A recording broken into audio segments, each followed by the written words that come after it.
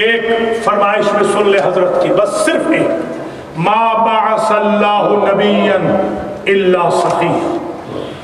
آپ کے باب الحوائج فرماتے ہیں اللہ نے کوئی نبی بخیل نہیں بھیجا، یعنی باب الحوائج کے ماننے والوں کو سخی ہونا چاہیے۔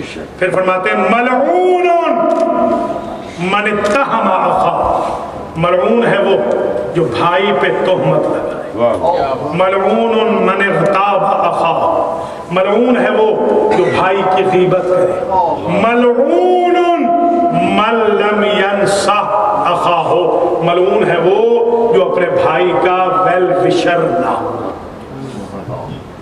اور سرکار کی وصیت سنا دوں، وصیت میں فرماتے ہیں جس کے 2 دن برابر ہو فلیس منا، وہ ہمارا شیعہ نہیں۔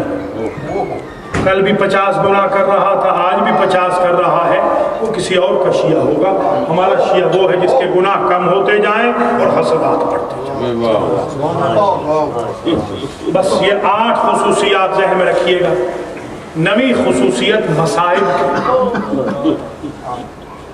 پوری دنیا عالم و آدم میں 2 ہستیاں ایسی گزری ہیں کہ جن کے زنجیر یا رسیاں پرواز روح کے بعد بھی بدن کے ساتھ۔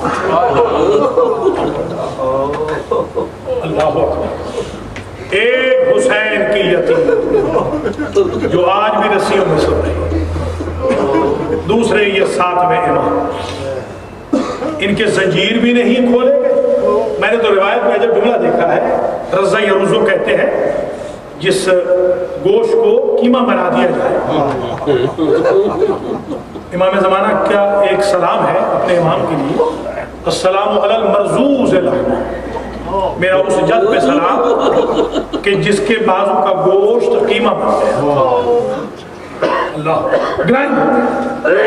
ایک محمود نامی آہنگر ہے، کہتا ہے میں آرام سے سو رہا تھا کہ مجھے عالم رویا میں حضور ملے، اور حضور نے کہا تو اپنے بچوں میں آرام سے سو رہا ہے اور میرے بیٹے کی لاش جسر بغداد میں پڑی، پل بغداد میں پڑی۔ یہ محمود آہنگر گیا جس نے جا کر امام علیہ السلام کے زنجیر کھولے۔ اور یہ بھی یاد رکھیے گا ہمارے امام کی 10ویں جو خصوصیت ہے وہ یہ ہے کہ کوئی امام ایسا نہیں ہے کہ جس کو یوں ستایا گیا ہو عبادت کی حالت میں کہ سر اٹھائے تو سر زخمی ہو، پہلو بدلے تو پہلو زخمی ہو۔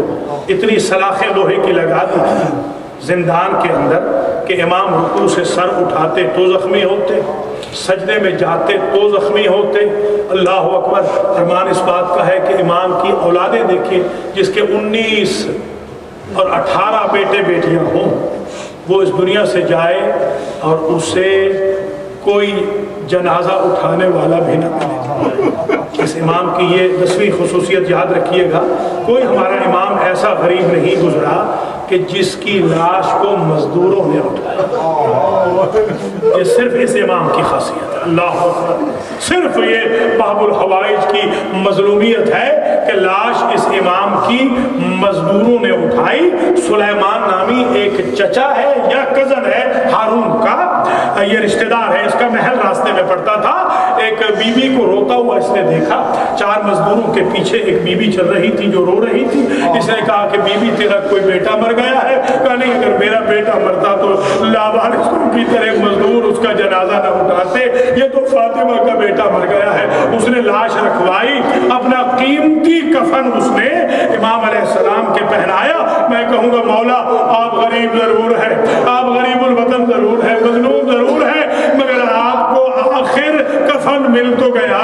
کوئی نہیں تھا کربلا میں جو سجاد کے بابا کو کفن دیتا۔ 3 دن تک تپتی ریتی پر میرے امام کا جنازہ پڑا رہا۔ آخری جملہ التماس سے ہوا، یہ ہمارے ایک عالم گزرے ہیں ثقۃ الاسلام آغا شیخ احمد کافی، انہوں نے جو وصیت نامے کی مجلس پڑھی تھی نا، ان کی زندگی کی آخری مجلس، انہوں نے آخر میں ایک جملہ باب الحوائج کا عجیب پڑھا۔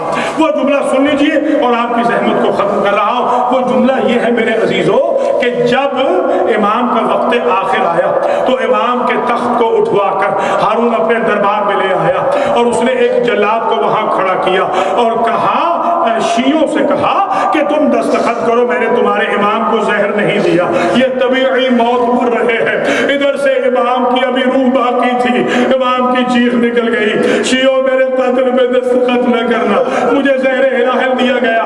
جناب کافی نے پڑھا کہ اس جلاد کو حکم دیا، اس وقت